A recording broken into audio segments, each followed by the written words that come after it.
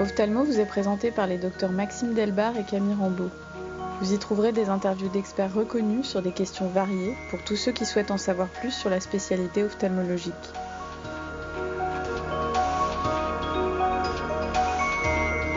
En France, le taux de pénétration de la chirurgie par implant phac est inférieur à 5%, c'est-à-dire le pourcentage de chirurgie réfractive réalisée par la technique d'implant phac par rapport à l'ensemble des interventions réfractives, incluant les chirurgies au laser. Dans d'autres pays, et notamment en Asie, le taux de pénétration de la chirurgie par implant phac est beaucoup plus important. Au Japon, 50% des interventions de chirurgie réfractive sont réalisées par implant phac. En effet, en 2008, une des principales cliniques de chirurgie laser du pays a connu un taux d'infection post-lasique très important, environ 10% sur 6 mois. Ces complications ont été médiatisées, ce qui a créé un environnement suspicieux vis-à-vis de la technique LASIK.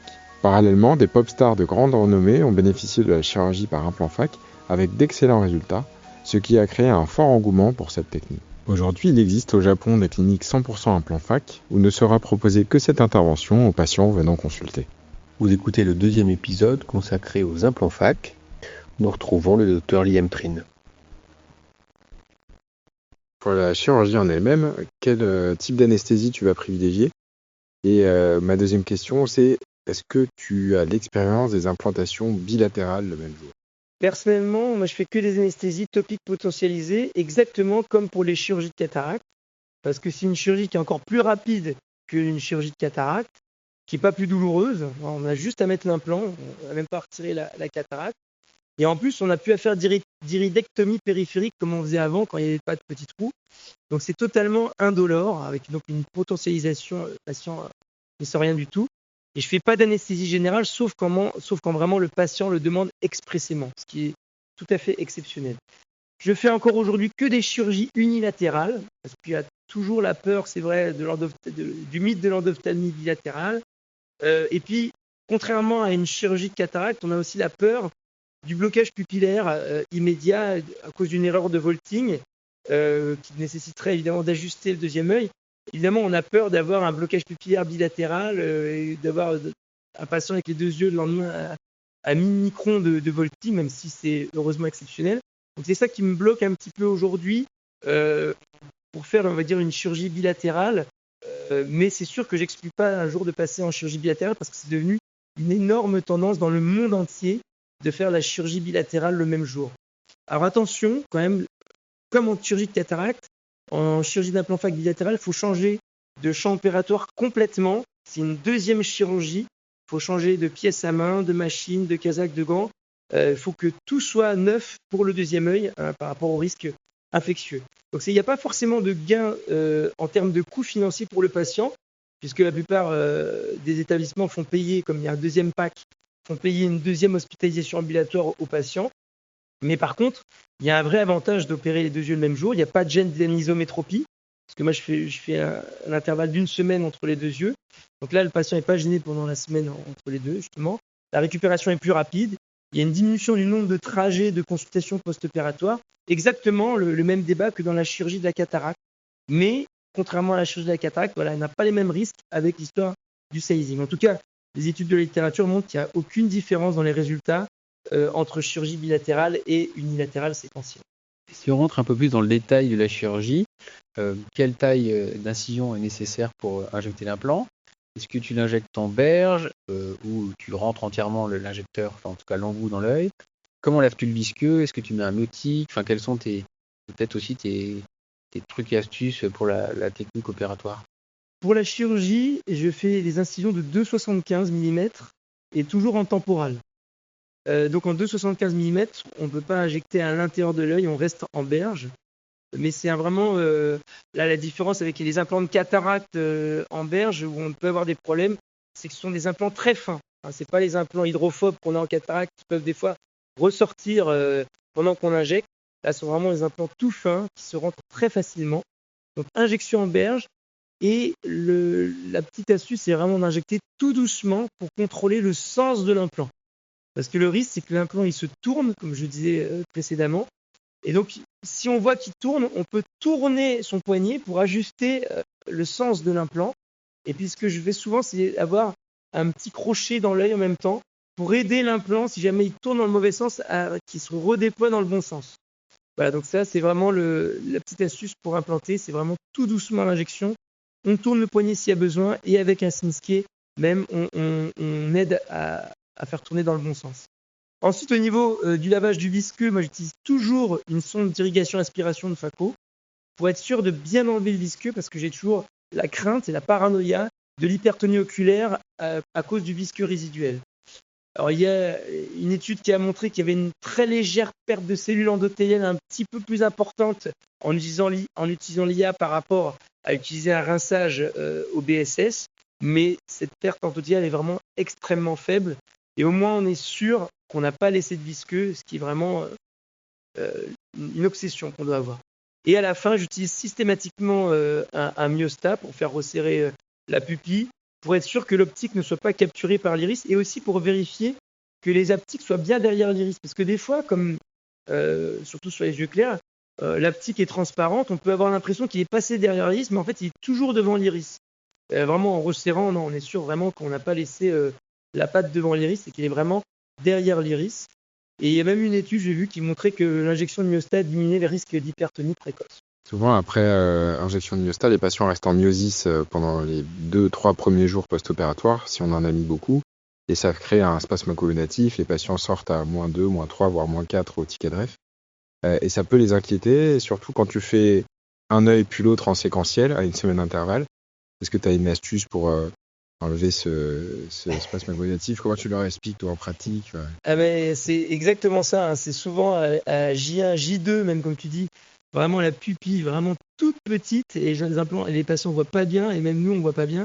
Donc voilà, quand je les revois, je leur mets une goutte de mydriaticum pour arrêter l'effet du myostat et qui redilate.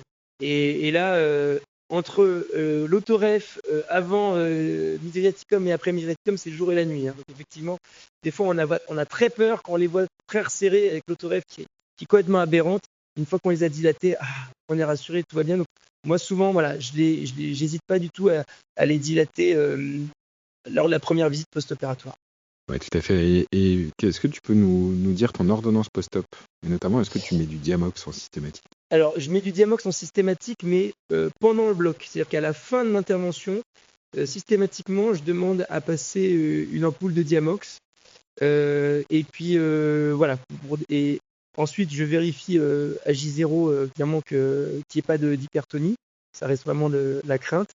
Et puis sinon, sur mon ordonnance, ça va être très proche d'une ordonnance de Phaco, hein, avec un antibiotique corticoïde et puis un anti-inflammatoire. Et durant les 2-3 premiers jours, je peux rajouter aussi un hypotonisant en collyre. Voilà. Et voilà. Puis certains mettent aussi du Diamox en comprimé, on va dire le premier jour.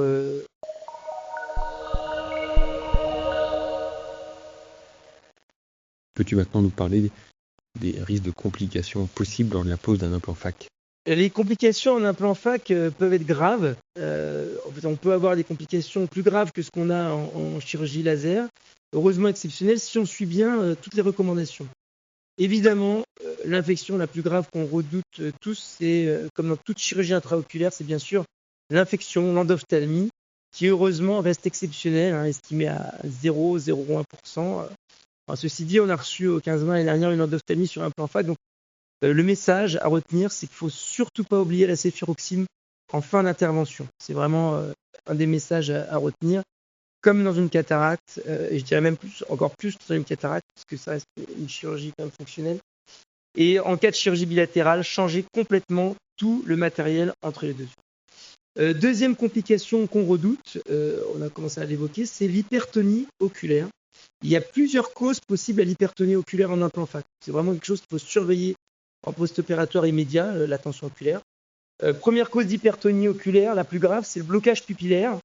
Même mécanisme que le glaucome par fermeture de l'angle, dû à un vaulting trop grand. C'est-à-dire que la taille de l'implant est trop grande, donc l'implant va se soulever et va faire fermer l'angle iridocornéen en repoussant l'iris en avant. Si le vaulting est vraiment trop grand, on peut même être amené à procéder à une explantation en urgence, d'où l'importance de faire un bon sizing. On peut aussi voir en paire opératoire, pour ceux qui sont équipés d'un microscope OCT, de voir si on a un vaulting trop grand. Bon, des fois, on le voit déjà même à l'œil nu, hein, quand on voit que l'implant bombe énormément, et on peut le voir encore mieux avec l'OCT, faire des mesures avec des calipers. D'ailleurs, il y a une étude qui a montré qu'il y avait une bonne reproductibilité entre la mesure du vaulting per opérateur au microscope OCT avec le vaulting post-opératoire à 3 mois. Deuxième cause d'hypertonie oculaire, ça peut être du visqueux résiduel. C'est pour ça qu'il est vraiment recommandé de bien laver le visqueux en fin d'intervention. Moi, j'utilise de l'irrigation aspiration. Et on sait qu'il y a 20% des patients qui peuvent avoir une hypertonie à J0 due au visqueux. Et enfin, troisième cause d'hypertonie dans les implants fac, c'est l'hypertonie cortico-induite. Ça existe aussi chez les implants fac. Et ça m'est arrivé au mois de janvier. Un patient qui revient, elle était partie en vacances en plus. Il est revenu à 2 semaines. Il avait une tension à 45 avec une buée épithéliale sans aucune douleur. Donc j'ai tout de suite cru que c'était évidemment un blocage pupillaire. Non, le vaulting était parfait à 500 microns. Voilà, donc j'ai arrêté immédiatement les corticoïdes et sa tension s'est tout de suite normalisée. Donc il faut faire attention avec les corticoïdes et surveiller de ne pas dépasser 15 jours de corticoïdes en post-opératoire en collier.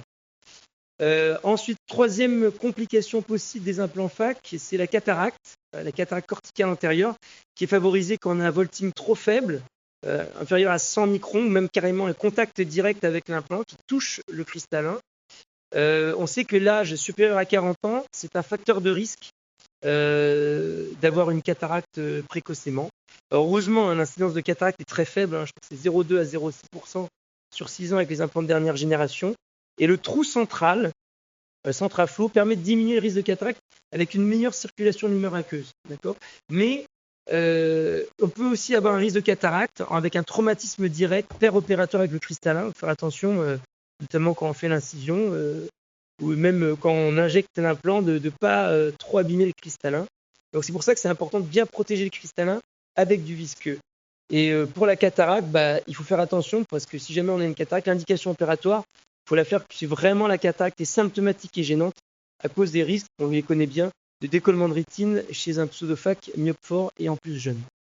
Et enfin, les autres risques possibles des implants fac, il y a la décompensation endothéliale, alors qui est devenue exceptionnelle avec les implants de chambre postérieure, comparé aux implants fac de chambre antérieure. On estime qu'on perd à peu près 5 à 8% de cellules endothéliales pendant la chirurgie, et puis ensuite, on a une perte physiologique, comme n'importe qui, à 0,5% par an en perte de cellules endothéliales. On recommande néanmoins toujours une surveillance de microscopie spéculaire, mais enfin, c'est une habitude qu'on a héritée des implants fac de chambre antérieure, parce que quand même les explantations à long terme pour des pertes de cellules endothéliales sur les implants de chambre postérieure, personnellement, j'en ai jamais vu. Moi, ça n'existe plus. Si le vaulting est bien et que le patient est bien après l'intervention, faut faire comme attention. Ce qui peut arriver aussi pendant l'intervention, c'est que l'implant tourne dans le mauvais sens au moment de l'injection et qu'on ait envie de retourner l'implant dans le bon sens dans l'œil. Sauf qu'en retournant l'implant, on va arracher énormément de cellules endothéliales, donc ce qui est recommandé, c'est dans ces cas-là, on sort l'implant, on le remet pour éviter d'abîmer l'endothélium. Et enfin, dernière complication que je voulais aborder, c'est le décollement de rétine. Et bien, les études ont montré qu'il n'y avait pas d'augmentation d'incidence de décollement de rétine suite à une chirurgie d'implant fac. On a une incidence qui est quasiment comparable avec des groupes contrôle de myope fort qui n'ont pas été opérés d'implant fac. Néanmoins, il est bien sûr recommandé toujours de faire un fond d'œil complet avant chirurgie chez ces patients myope forts. Il y a une étude qui avait décrit, il y avait un case report qui avait décrit le cas d'un chirurgien qui, en lavant le visqueux devant le central flow avec son iliaco-axial, la bouche en face du central flow, avait fait une aspiration telle qu'il y avait une petite venue de la capsule de la cristalloïde intérieure. Et donc, il y avait ça aussi en per-opératoire quand on lave le visqueux. C'est une habitude que j'ai pris, je sais pas si tu fais pareil, de pas me mettre vraiment en face ou un petit peu. J'ai vu la même cas que toi, je l'ai lu et ça m'a donné surfroid. Donc depuis, j'évite d'aspirer vraiment en face du trou.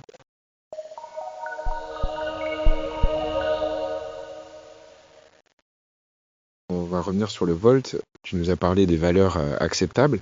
Est-ce que tu peux juste nous les redire pour bien clarifier ?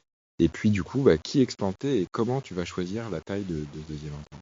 Le volt ou volting, c'est la distance entre la face postérieure de l'implant et la face antérieure du cristallin. Et cette taille de volting est conditionnée par la taille du diamètre de l'implant. Et conditionnée aussi par l'anatomie du sulcus, la dynamique pupillaire et l'accommodation. Le volt idéal est de 500 microns.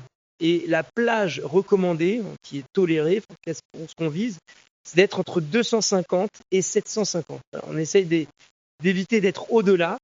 Par exemple, on considère qu'en dessous de 100 à 150 microns, on a un risque accru d'avoir une cataracte corticale antérieure. Voilà. Donc, au-dessus de 1000 microns, on a un risque de glaucome aigu, d'hypertonie, de fermeture de l'angle, de dispersion pigmentaire et même de perte de cellules endothéliales quand vraiment il y a un trop grand volting avec un risque même qu'un implant touche la cornée.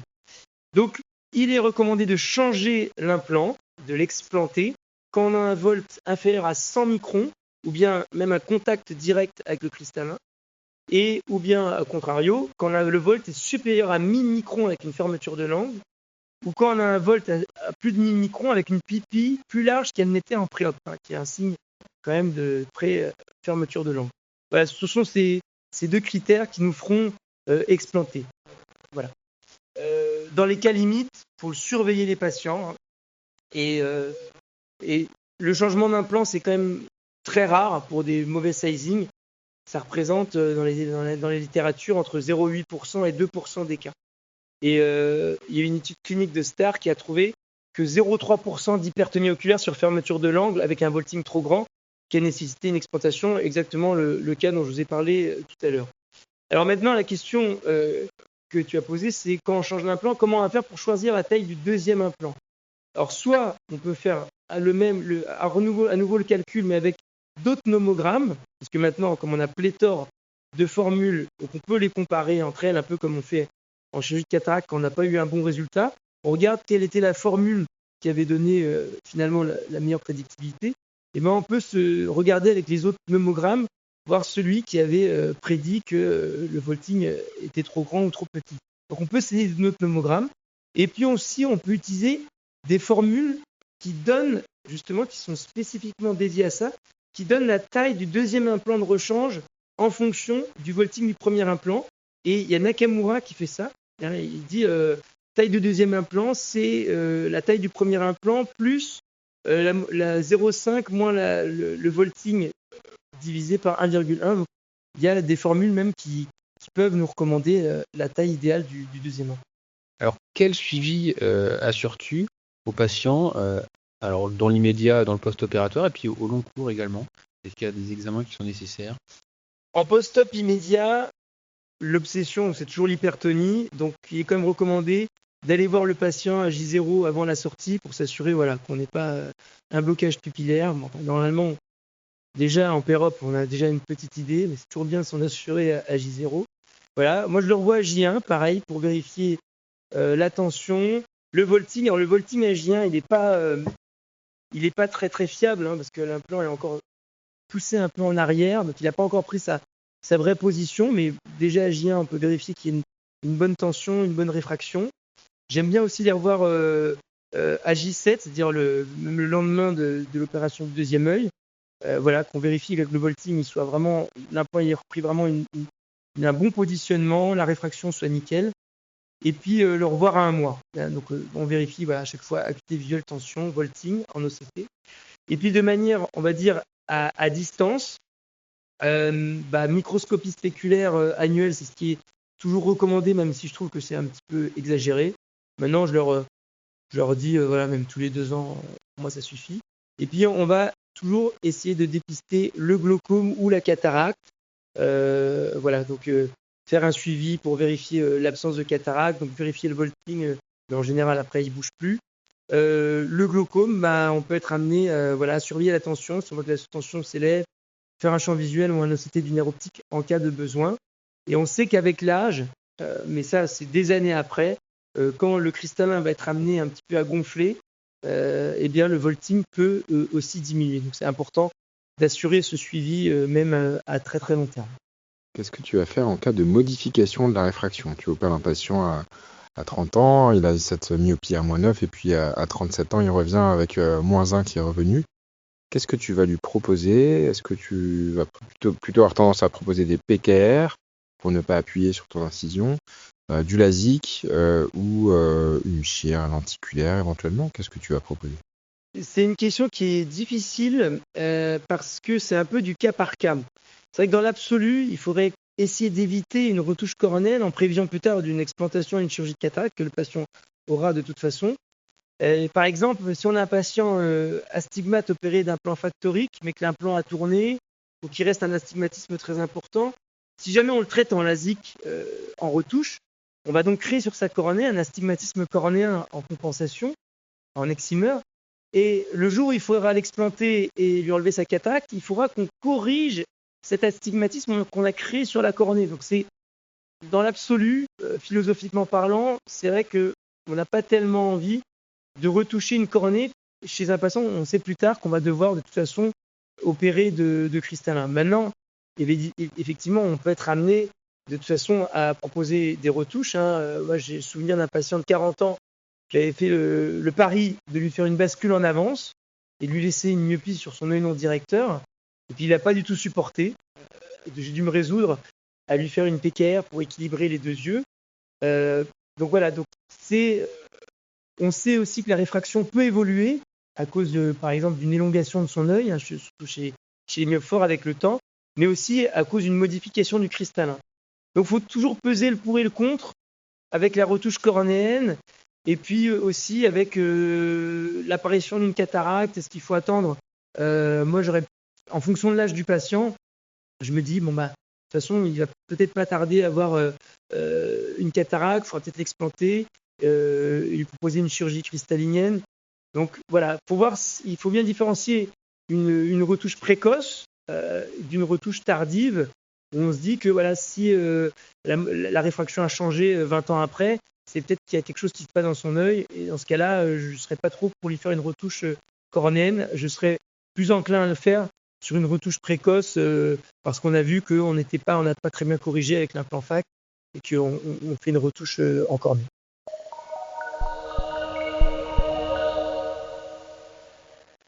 Alors maintenant, on va parler d'implant fac et de correction de la presbytie. Il y a récemment un implant fac du laboratoire Star qui l'implant fac Viva, qui permet de corriger avec une surface head-off. Et quelle est ta technique, quelle est ta stratégie, sachant que ce Viva n'a pas encore de correction cylindrique? Est-ce que tu l'as déjà utilisé? Est-ce que tu vas privilégier la monovision chez ces patients mieux forts? Qu'est-ce que tu proposes? Alors c'est vrai qu'au départ, les implants fac étaient recommandés, vous savez, quand j'ai commencé, entre 21 et 40 ans, 45 ans. C'est vrai qu'on n'allait pas au-delà. Et puis maintenant, on va plus loin en âge, on n'a presque plus trop de limite d'âge. Et il existe effectivement même 2 implants fac pour corriger la presbytie. On va commencer par l'implant dont Camille vient de parler, qui est l'implant fac ICL, Evo Viva de chez Star, qui est apparu en 2020 et qui est un implant EDOF. Mais c'est vraiment EDOF comme dans les implants de cataracte, qui a une optique réfractive, qui n'a pas d'anneau concentrique et qui a une zone centrale myopique pour la vision de près. Donc la gamme dioptrique de correction de l'ICL Evo Viva, c'est comme l'ICL, ça va jusqu'à moins 18 dioptries, un diamètre optique qui va de 4,9 à 6,1 mm.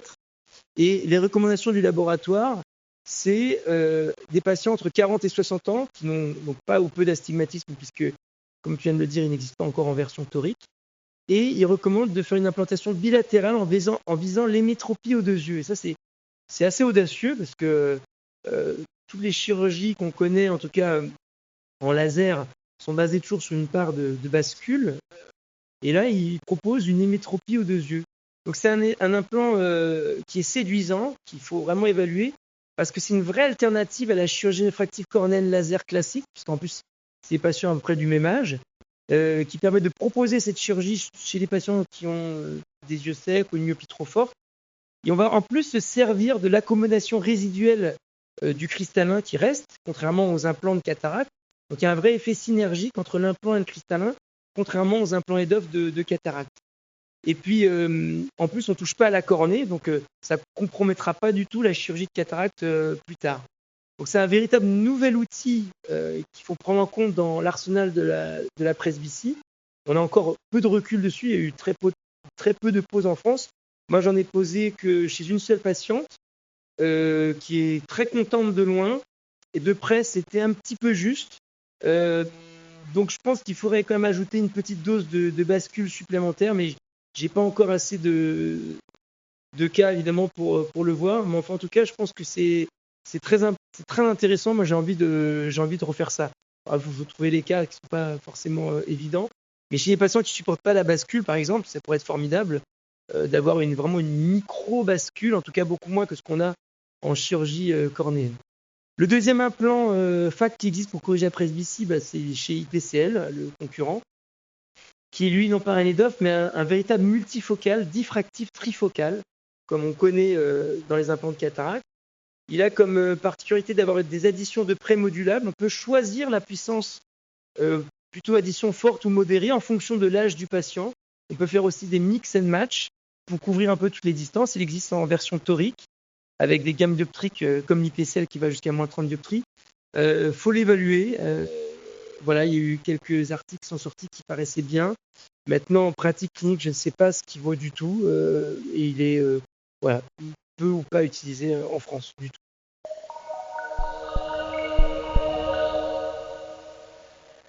Passons maintenant aux questions du patient. Ce sont des questions qu'on entend souvent en consultation. William, on peut entendre souvent, docteur, quand j'aurai une cataracte, est-ce que ça va poser un problème? Est-ce que vous allez laisser l'implant? L'incidence de cataracte précoce est très rare. On l'a vu sur 6 ans, c'est 0,2 à 0,6%. Néanmoins, le patient va bien sûr vieillir avec l'implant et il y aura une cataracte plus tard. C'est certain. Voilà.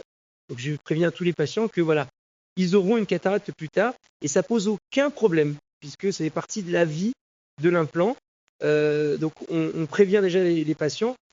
Quand ils auront une cataracte symptomatique et qui sera gênante, eh bien, on procédera tout simplement à une chirurgie combinée qui est déjà très bien codifiée. On fait ça tous de routine, qui consiste à travers une incision de 2,75 mm, donc un petit peu plus large que la cataracte standard, mais enfin, même taille d'incision que pour une chirurgie d'implant FAC. Et on fait une chirurgie combinée. On va d'abord explanter l'implant. Alors, l'implant, il sort beaucoup plus facilement qu'un implant de cataracte parce qu'il est très fin, donc facile à enlever, à travers une petite incision. Il faut quand même bien protéger avec du visqueux pour l'endothélium, faire une microscopie spéculaire avant de placer à la chirurgie. Donc on va retirer l'implant, on le plie et il sort très facilement à travers même une petite incision. Et ensuite on procède à la chirurgie du cristallin. On a bien sûr les formules et les biomètres où on intègre le fait que le patient a un implant.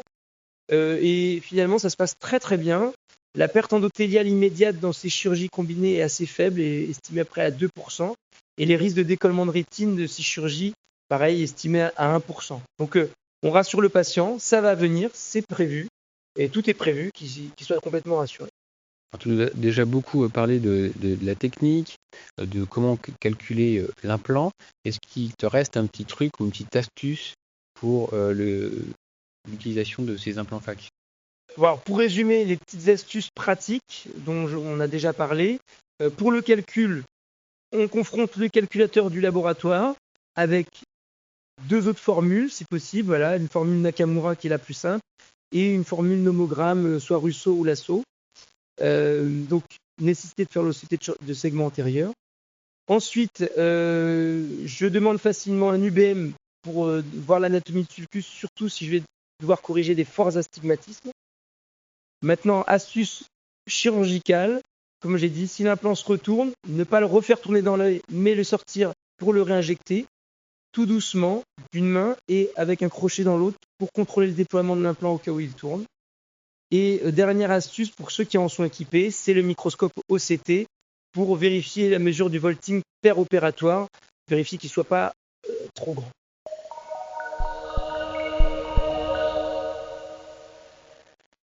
Il est souvent difficile de prévoir l'avenir, mais quel est selon toi l'avenir des implants FAC? On peut dire que l'avenir des implants FAC est radieux. C'est vraiment un marché en pleine expansion. Donc il y a de beaux jours devant lui. Donc, je vous l'ai dit, il y a 3 millions d'essais qui ont été posés dans le monde, dont 1 million seulement entre 2022 et 2024. Donc c'est exponentiel. Et même on estime qu'il y aura 6 millions d'essais posés d'ici 2026. Il y a vraiment un boom c'est-à-dire dans le monde entier. Alors, la France n'est pas forcément le reflet du monde entier, mais notamment en Asie, c'est une énorme mode, c'est une explosion.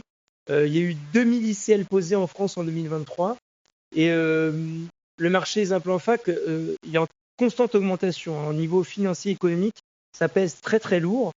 Les revenus générés par les ventes d'ICL, faut savoir que c'est passé de 377 millions de dollars en 2022 à 412 millions de dollars en 2023 avec un taux de croissance annuel de 8%.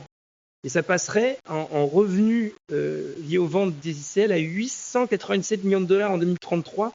Pour vous dire à quel point ça génère, voilà, c'est colossal.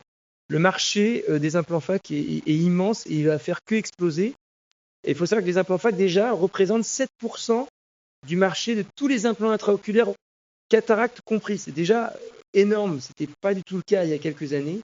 Et évidemment, tout le monde sait, on entend parler de l'explosion de myopie dans le monde, où la moitié de la population mondiale sera myope en 2050. Donc ça veut dire vraiment, il y aura vraiment potentiellement des candidats aux implants fac, évidemment, de plus en plus. Donc ça, c'est pour l'avenir, on va dire, à grande échelle épidémiologiquement et économiquement. Maintenant, l'avenir à court terme pour améliorer l'implant, déjà, on pourrait imaginer qu'il y aurait une amélioration des nomogrammes, qu'on ait des nomogrammes quasi parfaits, et ce qu'on rêverait d'avoir, c'est un calculateur unique. C'est-à-dire un seul, en rentrant les données sur un seul calculateur, il nous donne comme une multiformule, et on est une moyenne de tous les calculateurs, ça nous faciliterait la vie. Et je pense que là-dessus, il faut que les laboratoires et les sociétés savantes puissent travailler sur un calculateur unique basé sur tout ce qu'on sait aujourd'hui. Ensuite, au niveau du design des implants, on s'achemine évidemment de plus en plus vers une chirurgie de presbytie. Donc, il faudrait essayer d'améliorer les optiques, et notamment de correction de presbytie. Ça commence avec les EDOF, mais je suis sûr que voilà, on va s'aider de tout ce qui existe en chirurgie de cataracte pour améliorer les optiques des implants fac. Enfin, ce qu'on attend depuis des années, c'est une amélioration de la préparation des implants. Ça reste encore, on a l'impression d'être un peu à l'âge de la préhistoire quand on met des implants fac, à devoir prendre un implant, le mettre dans la cartouche. Voilà, on attend, et c'est annoncé depuis des années, d'avoir enfin les implants fac préchargés, de ne plus avoir à les toucher, comme dans les implants de cataracte. Et on espère que ça va venir très vite. Et pour finir, vu que c'est un marché qui explose, on sait que le prix, le tarif, c'est un facteur limitant pour encore beaucoup de patients, parce que c'est une chirurgie qui coûte beaucoup plus cher que la chirurgie au laser. Et on peut imaginer, vu qu'il y a un marché, que des complémentaires santé pourraient justement spécifiquement faire des prises en charge spéciales pour les implants fac, pour rendre, on va dire, plus accessible pour tous les patients les implants fac. En tout cas, c'est en train de rentrer, on sait, dans la mentalité, puisqu'on voit de plus en plus de patients qui viennent nous voir pour les implants fac. C'est quelque chose qui se diffuse de plus en plus. Merci beaucoup Liam d'avoir accepté notre invitation. Merci beaucoup d'avoir partagé ton expérience et ton expertise sur le domaine des implants fac. C'était passionnant. C'est moi qui vous remercie, surtout que Maxime et Camille, vous êtes deux experts en implants fac, donc je vous remercie infiniment d'avoir pu échanger ensemble. Merci beaucoup Liam pour cet échange et d'avoir partagé ta grande expertise en chirurgie réfractive. Merci. Ophthalmo est disponible sur toutes les plateformes d'écoute. Si l'épisode vous a plu, laissez-nous un avis et partagez-le.